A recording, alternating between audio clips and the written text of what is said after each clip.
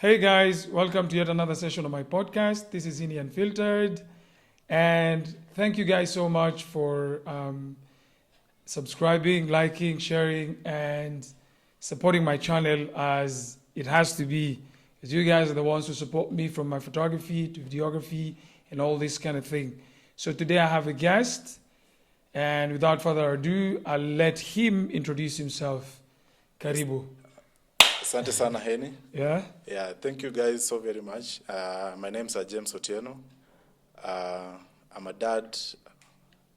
Yeah. I'm a dad to a newborn son. That's why Heni has invited me to this show today. Yeah, and I feel like I really wanted to air his story because it was catchy to me. And a brief about how I met him. It was on Tuesday.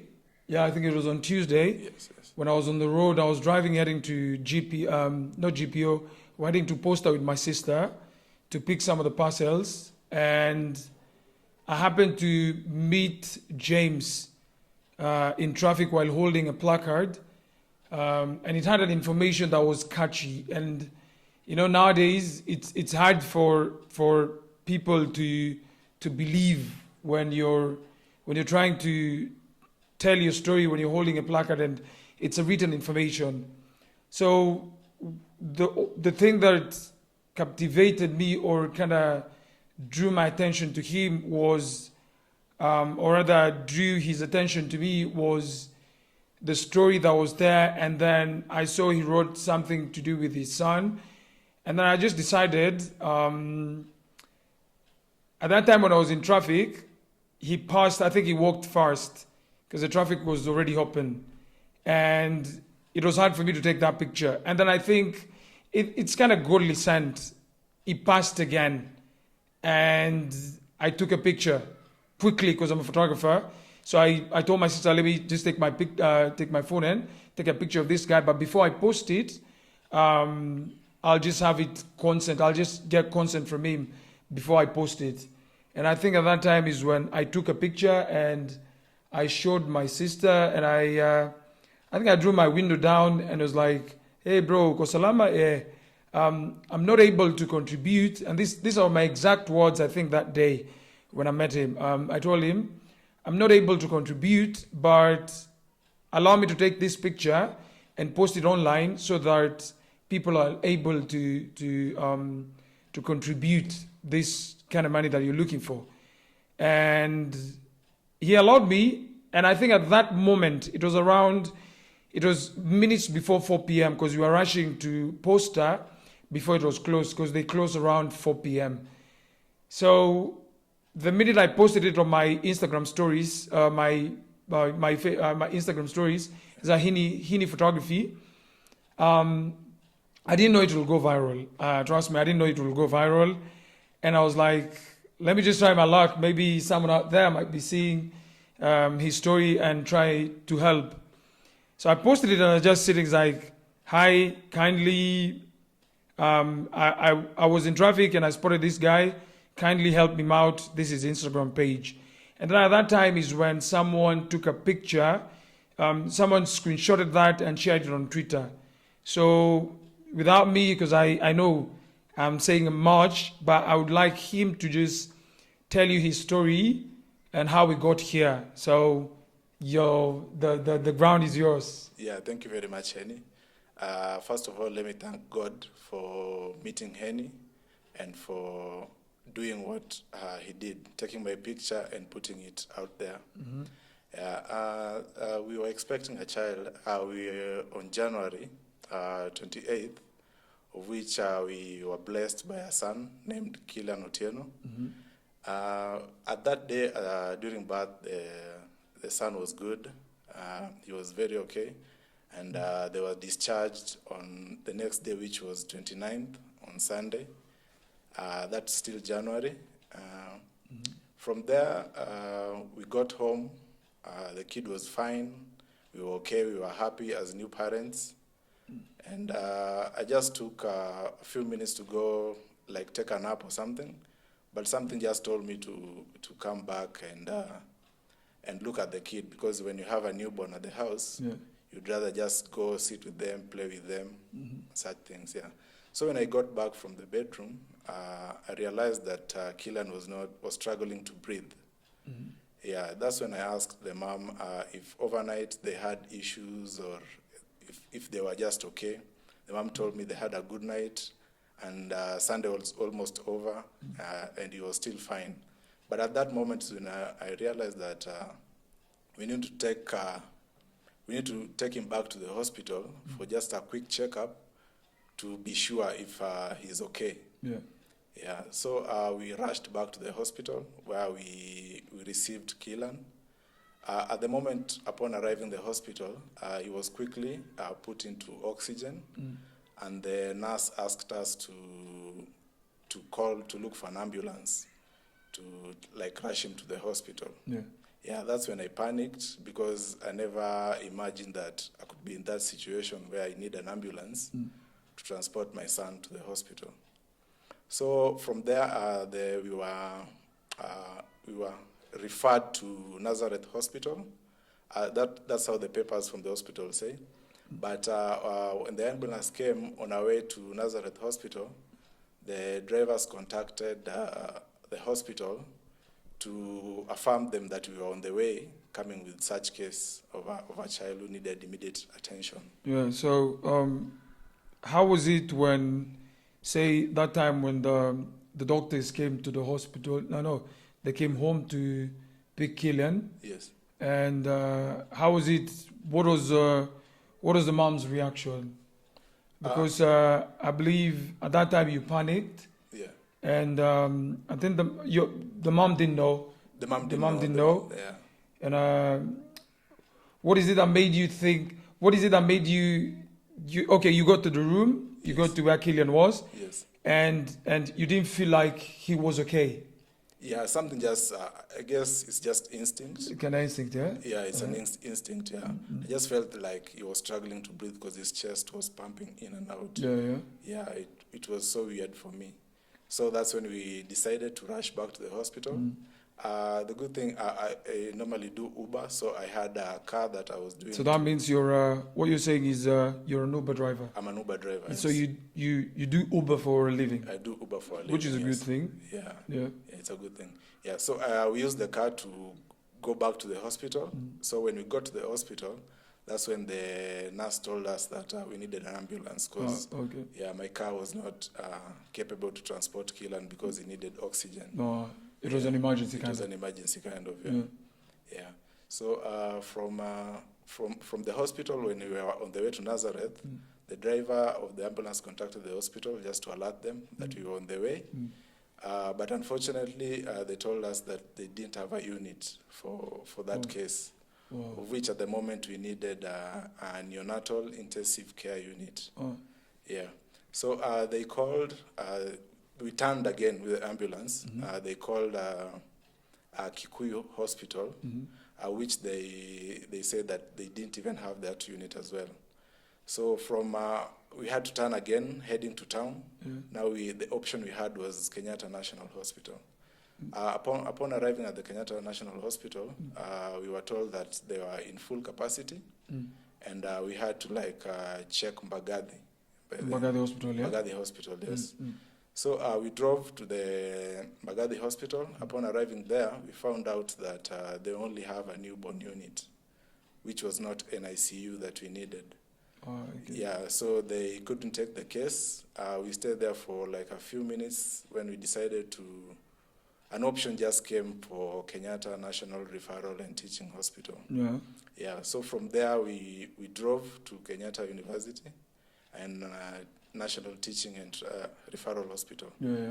Yeah, so upon arriving there, they accepted to take our case, but they were full in capacity at the moment, but the emergency that we were in, and we had gone rounds for almost more than 3 hours looking for hospital.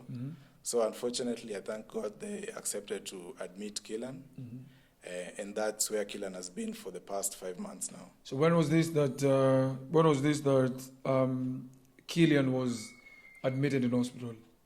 Upon arriving in the hospital, they they took him very fast, and they kept us out for close to 3 hours before we knew anything that was going on. As parents, we were panicking at the moment, but we had to be strong because we also have a 3-year-old, that we have to be strong for. From there, after the 3 hours, the doctors came and told us that currently... Wait. Yes. Wait. Yeah. Wait. So you go to hospital. Yes. And then the doctors, when you go to hospital, obviously, yes, the doctors took the doctors took your son, yeah? Yeah, they took my son, yes. And they rushed him to the intensive care unit. Intensive care that unit, was yes. I.C.U, no? I.C.U for the newborns, yeah. Because he had breathing problem, Yeah, I understand. Yeah, breathing And problem. that's something to do with lungs and all. Yeah. Because yeah, you had mentioned, you just mentioned that he was breathing faster when you met him. Yeah, faster. He was sleeping at that time. Yeah. Struggling to breathe. Yes. So, I know as a parent, it feels that way, like, it'll be hard for you to accept that my son is going to that room. True, and going to I.C.U, how did it feel like? Were you prepared, like, yes, he's going to I.C.U, but I'm just ready to take anything? How was it for you? At the moment, we were, me and the mom for Killan, Grace, we were so confused at the moment.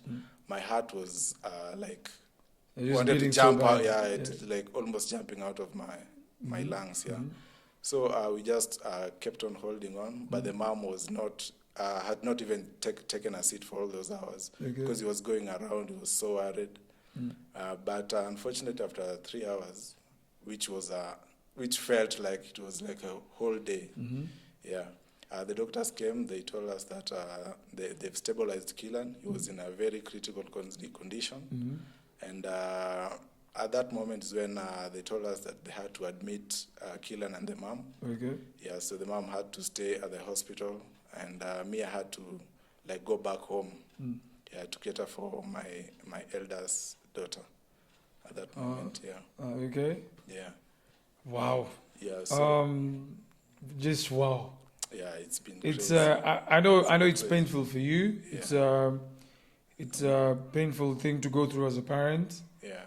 And the reason as to why I think when you were holding that placard at that time, something that captivated me in your story, reading from the placard was, I'm taking care of my 3-year-old daughter. Yes. And I lost my I stopped working to take care of my daughter. Yes. Because the mom and my son are in hospital. In the hospital, and they've been there for months. Yeah. So Killian was taken to hospital in January. Yeah, in just end of January. Yeah. So estimate about a month for him to get well. So he's been in hospital since January, February, March, April, May. We're in June. So now. 6 months down the line, you haven't seen your son despite visiting the hospital. Which is just short visits, but you haven't like spent time with your son. Yeah, true. I would want you to like share with the viewers what the doctors found, like what your son is ailing from, like what sickness did they find. Is it just breathing problem? There has to be like, you had this condition that the doctor said. You mind sharing with the viewers or? Yeah, I don't mind.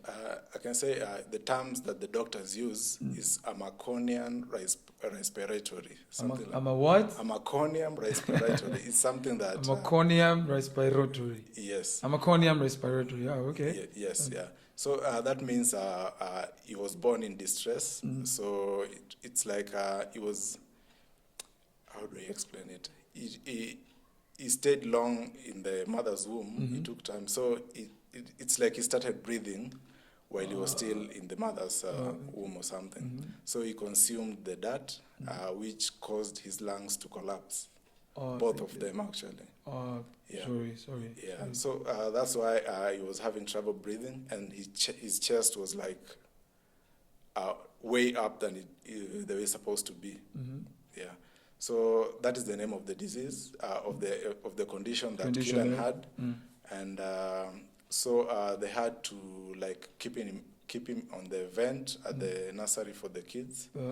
For it was close to 2 months. 2 months. Yeah. 2 months. Yeah, he was just breathing using oxygen. He couldn't breathe on himself. Yeah, it was actually it was a very hard moment for us as parents. Yeah. And I'm really praying. I'm really praying that he's going to come out of hospital.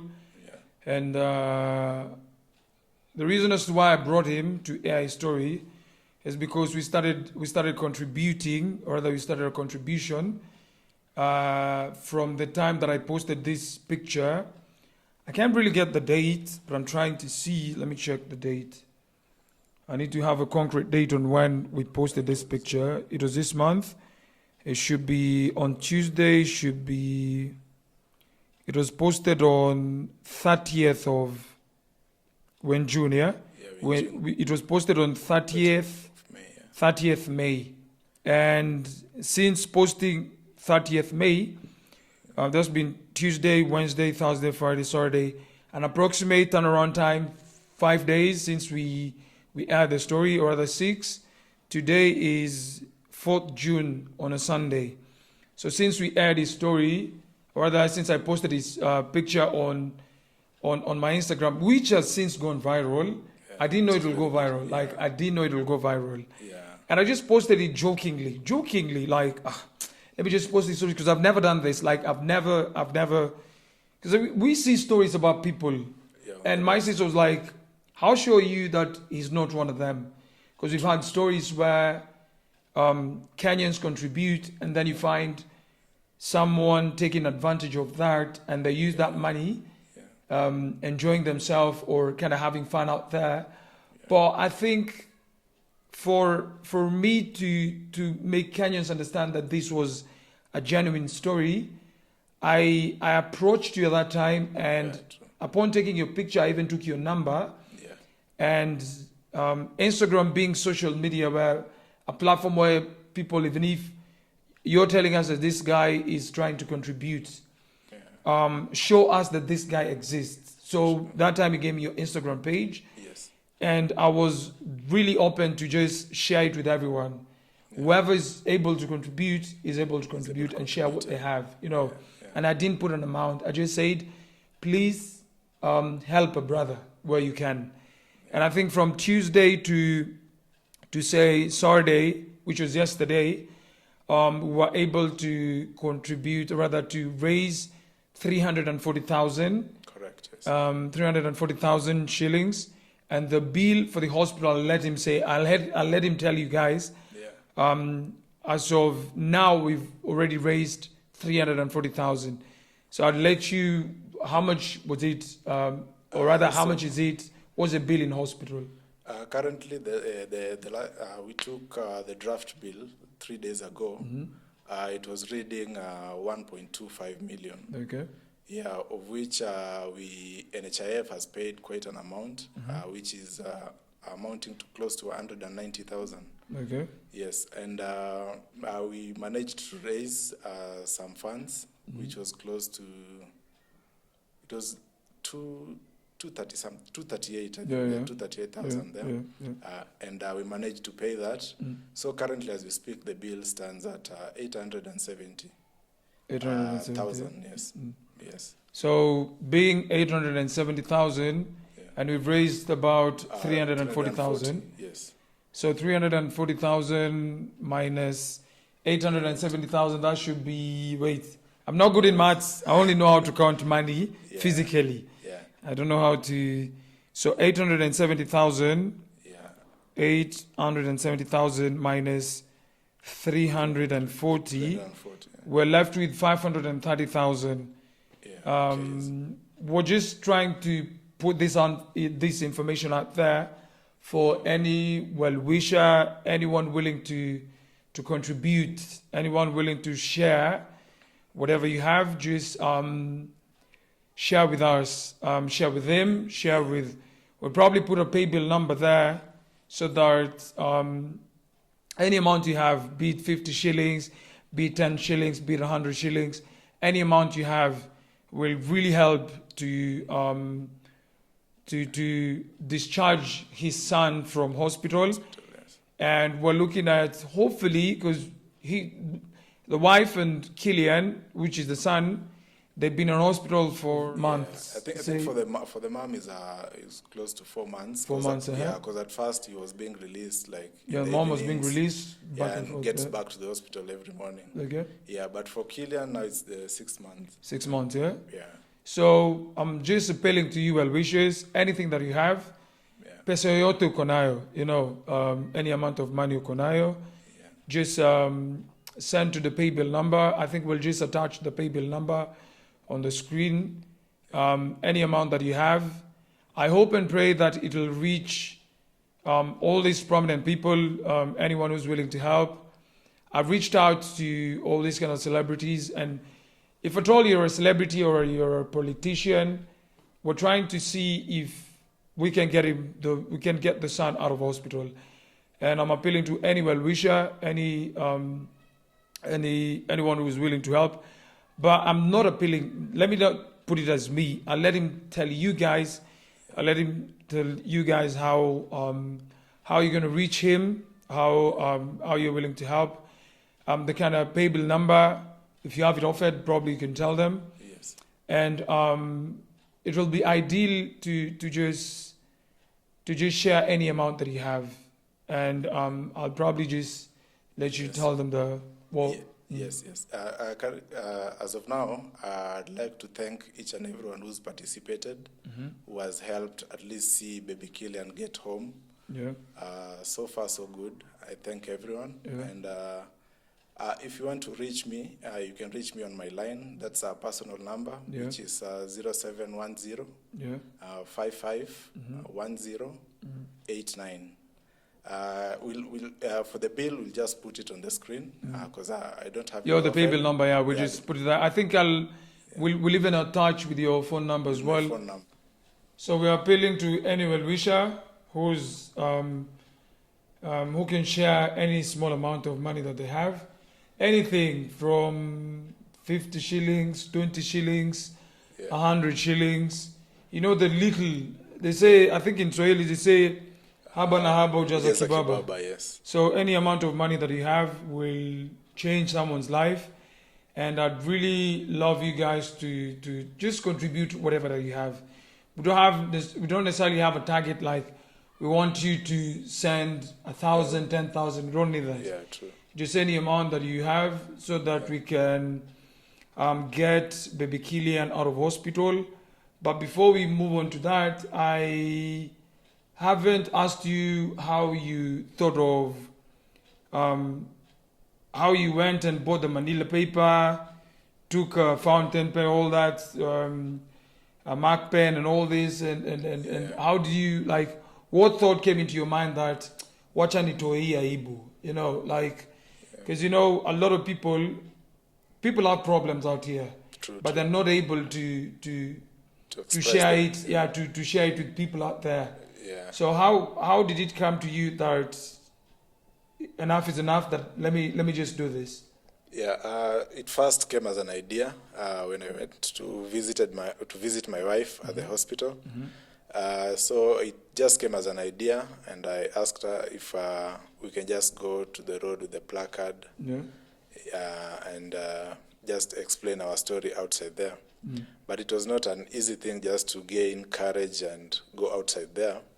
Yeah, it took my wife time to give me courage. Yeah. She's the one who spoke to me about going outside there, because we were hitting we were left actually with no any idea on how to come up with that amount of money and release them from hospital. So it took me 2 weeks before I got outside there. I just went and bought my manila paper and my pen, just sat down and wrote it. And so you just woke up, said wacha nichukue manila paper, nende ninunue manila paper, yeah. Ukaingia super. Yeah, actually niliamua kwenda, ilikuwa jioni, not in the morning. I just bought it. I just decided that tomorrow I'm going outside there. Yeah. Nikaenda nikanunua. It was around 7 p.m. Yeah. Yeah, actually my daughter, it was my daughter's birthday that day, 23rd May. So when I bought it, I just went home, write my note down, and the next morning I just prepared myself as always, prepared my daughter, and I left her with the auntie, and then I just went outside there. The first day I went on Professional Way, just the junction of State House and Professional Way there. Oh, okay. Yeah, I started around 1 p.m. I continued till around 6:30. The next day I did the same. The third day the same. The fourth day I had to stay home because my daughter's auntie was not feeling well. Yeah, and then when I came back the fifth day, that's when we met with Henny. The day we met, that was on a Tuesday, yeah? Yeah, that was on Tuesdays. Yeah, it was my fifth day actually on the road. So how was it? How was it like on your fifth day? Was it something that you probably said, "This is going to be my last day if I'm not going to get any help," or you decided that you'll probably continue until you get further help? Yes, my aim was to continue until I get help. I didn't have time limit or when I could stop doing that. I just told myself that I'll continue till this message gets outside there. Yeah. Yes. So I feel like your story is the kind of story that someone else is facing the same as you. Yeah. We get people not getting access to their loved ones, or rather their loved ones not getting access to them because of hospital bills. And I remember the other time that I think the governor spoke about this, Governor Sakaja, about anyone who was a pending bill in hospital, they should be let to go home. But that's not the case. We're not trying to beat our chest and say the governor said so. If because I think if that was the case, then we wouldn't have been here. Yeah, we wouldn't have been here. But if you do the same, I think we'd run out of doctors and nurses. Yeah, because even doctors need to eat. Yeah. We got workers who work in hospital and all that. Yeah. So our plea, or your plea, our plea is to just reach out to you well-wishers and reach out to you and ask you the little that you have. Yes. Anything that you have, so far, like I said, we've been able to raise 340,000. Correct, yes. From 870,000, so the balance is about 530,000. And I love the spirit that Kenyans have, that you're contributing, and that heart of giving, it never goes, it goes a long way. It goes a long way. It's not taken for granted, but I really thank you, Kenyans, and I really thank everyone and the well-wishers, anyone who's watching, anyone who's watching this video. Thank you so much for contributing whatever that you have. Ever since I posted my story and his story, actually, and what is it that you can tell people, or rather the viewers who are watching? Now, this camera is yours. You can face the camera and tell them what you want to what is it that you can tell someone who's going through the same as you? What is it that you want to people to know, or rather people to take you how you are, like the story? How the floor is yours. Just tell viewers. Yeah. So first of all, I'd like to thank you viewers for viewing Henny's channel. And I'd like to say that so many people are going through the same situation that I'm going through now. And even some families have broken up because of bills for the hospital. Yeah, some parents have even not been staying with their families just because they owe hospitals bills.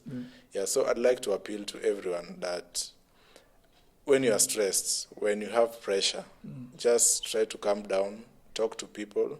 Even if you have to go out there, I know it's not easy. It took me a lot of courage to do that, but just do something that will help your family, just to be as we'd love to live with your family.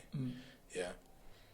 And I think on my side, what I can say is, if you ever if you have something that's stressing you in a way, I know a lot of people, I know it's a sensitive topic, but depression is something that people don't talk about.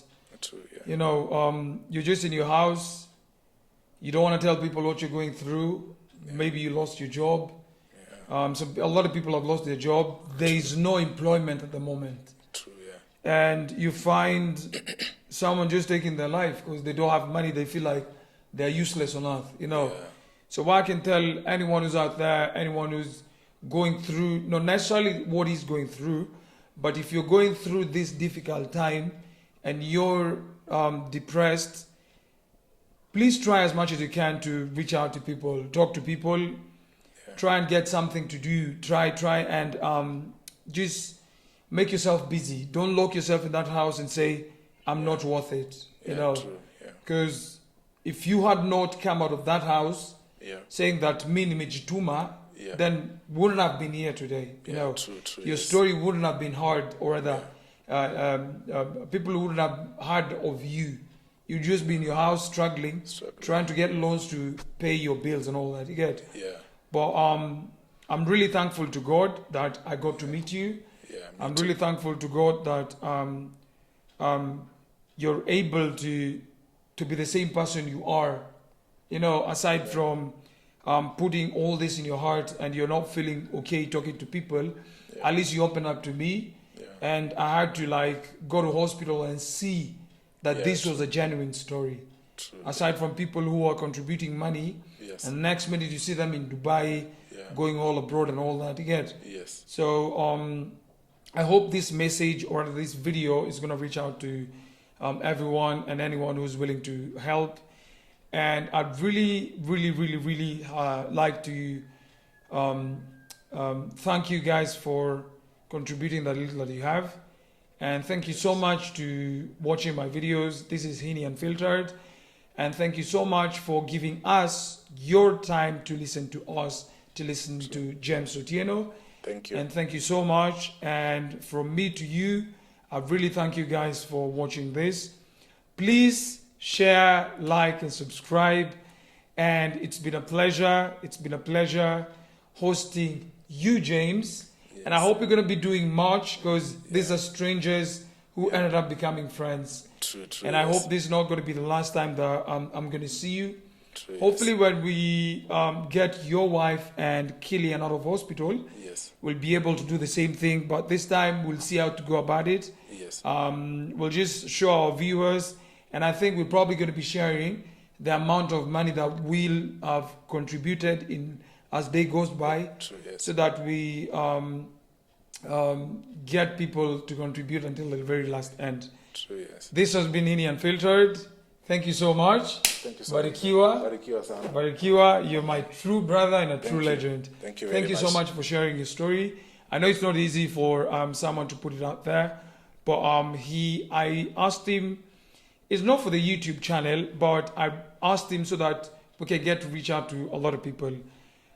So I hope it's going to reach to many viewers. And if you're going through a lot, just talk to anyone and reach out to people. Yes. Yeah? Yeah, correct. Yes. Thank you so much. This has been Hini Unfiltered. Thank you so much for watching. Yes. Karibuni sana. Welcome and welcome and welcome. Please subscribe, like, and share with your friends. Peace in the Middle East, guys. Thank you, guys. Thank you, guys. Bye. Bye.